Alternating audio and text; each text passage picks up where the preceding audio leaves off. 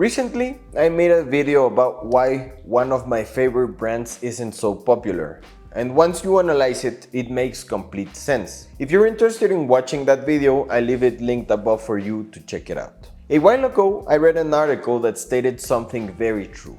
These types of brands are luxury brands and they are extremely expensive. They don't really sell a lot of watches each year, obviously to maintain their quality. But if they aren't popular brands, how do people know about them? I mean, marketing plays a role in this, but I believe there's something crucial missing for these major brands that would help their future growth, but not their popularity. It's something that JLC and many other brands could learn from Rolex and especially from Omega.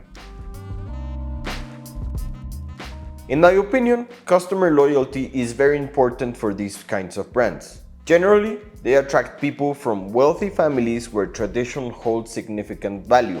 That's why I believe it's key to generate loyalty from a very young age.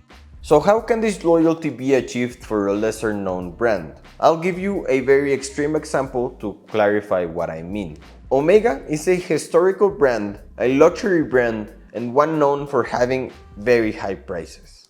The problem the brand and the watch industry are facing is attracting new, young customers, which is what we were just talking about. This issue primarily arises because in reality, today's salaries are very low and barely cover rent and food.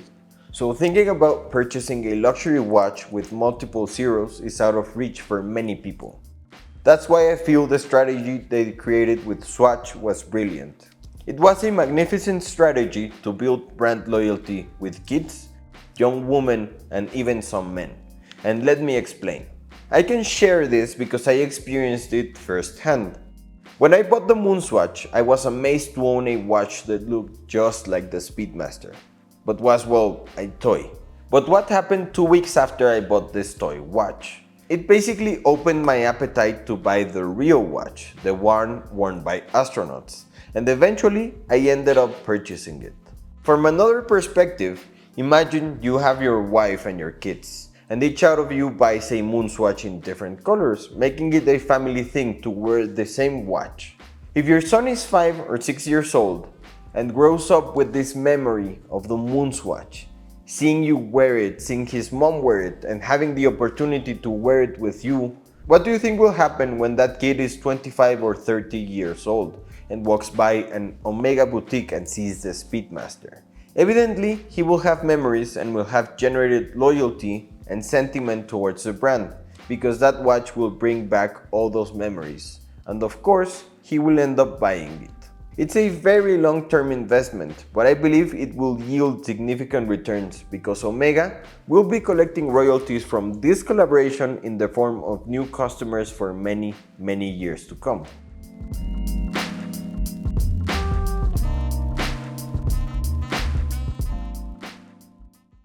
Guys, remember that more than 90% of you who watch my videos are not subscribed to the channel.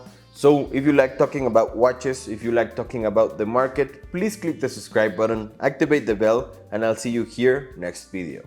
And that's the same thing that Rolex does. The most affordable Rolex is priced around $5,600, which if you ask me, isn't an outrageous price for a Rolex, as it's in line with all of its competitors.